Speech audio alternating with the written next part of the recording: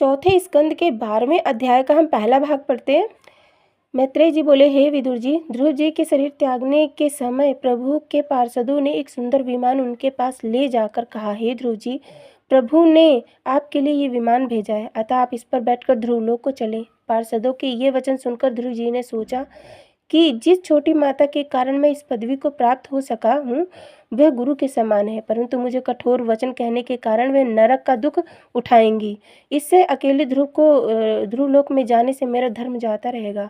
उस समय ध्रुव जी के मन में ये हाल जानकर पार्षदों ने पूछा, हे ध्रुव जी, आप किस चिंता में हैं? ध्रुव जी ने कहा, जिस माता के ताने के कारण मैं इस पद को प्राप्त किया है, मैं उसे भी मुक्ति पद कराना चाहता हूँ। ये सुनकर पार्षद बोले, हे ध्रुव जी, प्रभु ने हमें आप दोनों माताओं सहित ले चलने की आज्ञा दी है, इसलिए वे दोनों भी आपसे पहले ही पहुंच जाएंगी। यह सुनकर ध्रुव जी बहुत प्रसन्न हुए और अपनी पत्नी सहित विमान में बैठकर ध्रुवलोक को चले गए। वहां देवताओं ने उनके ऊपर फूल बरसाए। उस समय नारद जी प्रचेताओं के पिता का यज्ञ करा रहे थे। उन्होंने जो ध्रुव का विमान देखा तो वे बहुत प्रसन्न हुए।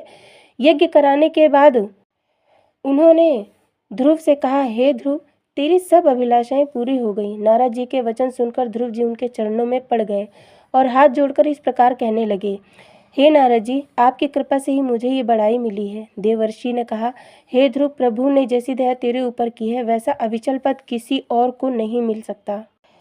इतनी कथा सुनने के बाद राजा परीक्षित ने पूछा, हे महामुने, प्रचेता लोग कौन है? कृपा कर उनका हाल कहिए। श्री सुखदेव जी बोले, हे परीक्षित, जब ध्रुव जी बद्रीवन का प्रस्थान कर गए तब उनके पुत्र उत्कल ने बहुत समय तक सातों द्वीपों का शासन करके समस्त प्रजा को प्रसन्न रखा।